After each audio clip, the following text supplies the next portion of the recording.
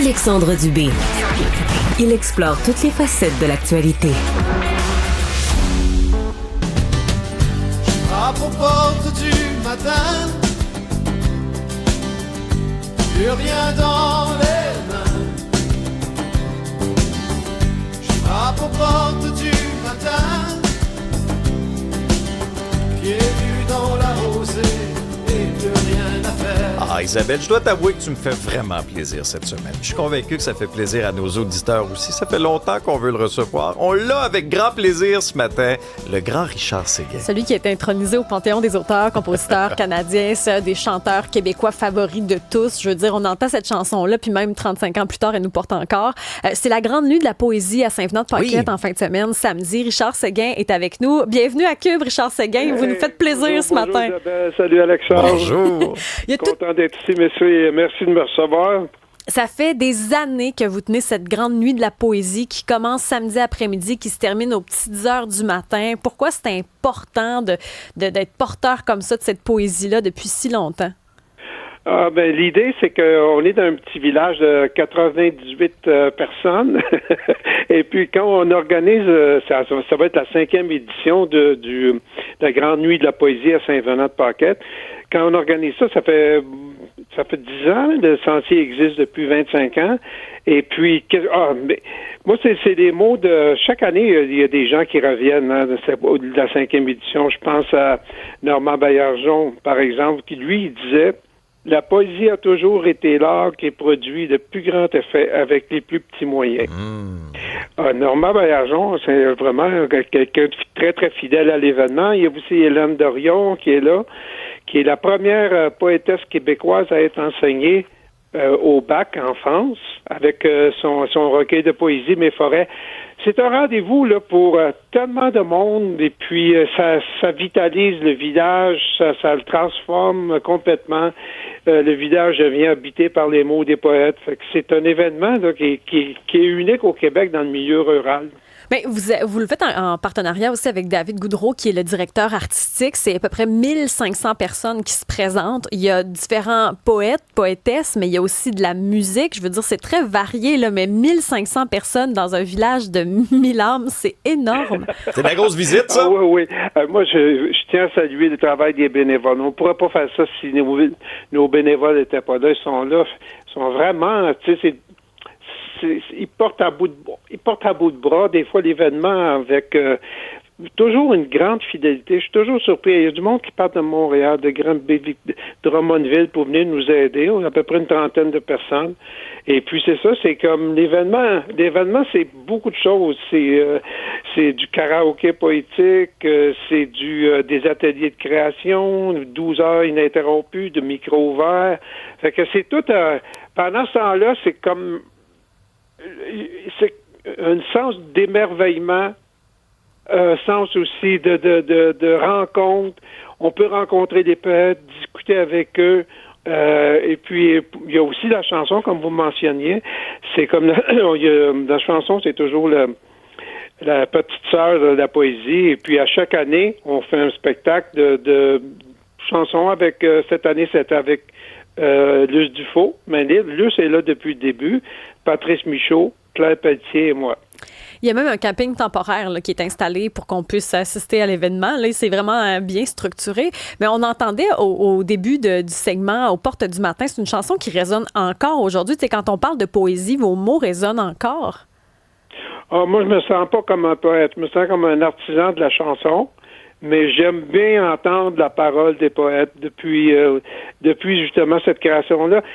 Vous savez, notre village était considéré comme dévitalisé. Et un jour, le maire a dit, s'il y en a qui ont des idées, apportez-les, je suis ouvert à toutes les idées. Fait que je vais proposer de créer un sentier poétique, c'est-à-dire mettre les plaques de poèmes au vent, puis faire aussi une grande place à la poésie du Québec.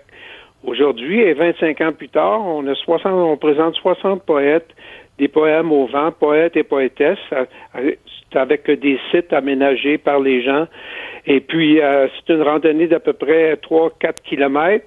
Et puis, tranquillement, quand l'événement a pris lieu, on a créé aussi un petit café Après ça, j'ai demandé à David Goudreau s'il pouvait s'occuper on avait à l'époque des soirées de poésie. J'ai dit, veux-tu t'occuper de ça? Il a dit, moi, ce que j'ai envie de faire, c'est pas des soirées de poésie, c'est des nuées de poésie. Et ça marche. Lui, David, il a même été visiter. C'est un gars de démesure. Ben oui. Il a même été visiter des écoles primaires pour que les jeunes puissent composer leurs propres poèmes. Le temps file, M. Richard Séguin. Il y a aussi un projet dont on a entendu parler dans l'actualité, cette chanson que vous avez fait en collaboration aussi avec David Goudreau pour les choristes d'En direct de l'univers. On en écoute un extrait.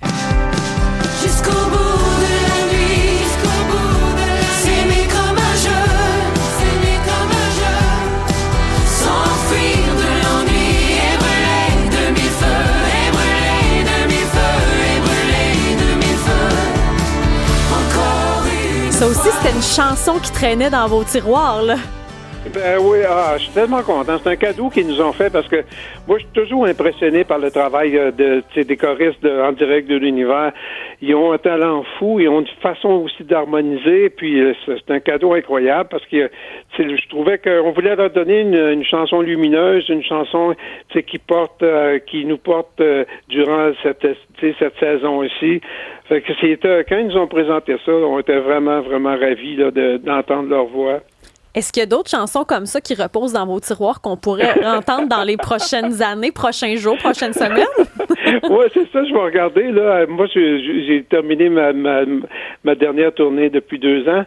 Et puis là, je retourne à l'écriture. C'est un cycle que j'aime beaucoup. Ça demande beaucoup de solitude, beaucoup d'isolement en même temps. J'appelle ça de l'isolement volontaire.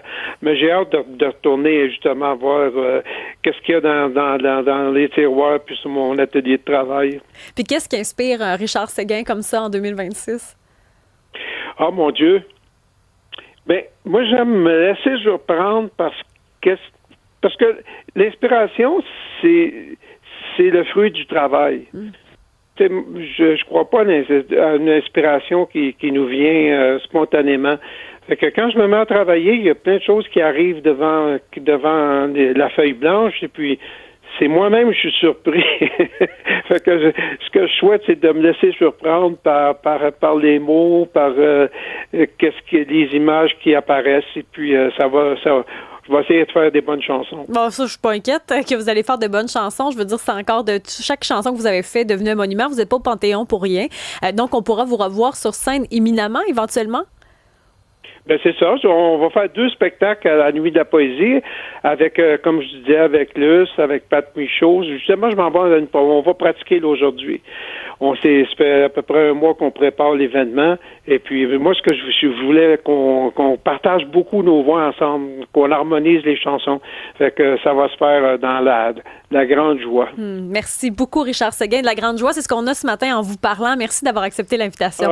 Merci, Isabelle. Salut, Puis on vous implore, faites le ménage de vos tiroirs. Il y a des petits trésors. On est impatients d'entendre ça. Richard Séguin, quel privilège, quel plaisir. Alexandre Moranville-Ouellette, qu'est-ce que tu as sur ton radar aujourd'hui? Évidemment, l'annonce là, du ministère de la Sécurité intérieure de Yann Lafrenière là, par rapport à la modification des règlements en prison, des uniformes, plus de sévérité aussi pour les contrebandiers, bien sûr. On suit tout ce qui se passe avec les tarifs aussi. Alexandre, Isabelle, merci à vous deux. Merci à vous d'avoir été là encore. Très nombreux ce matin. Bonne journée tout le monde. À demain.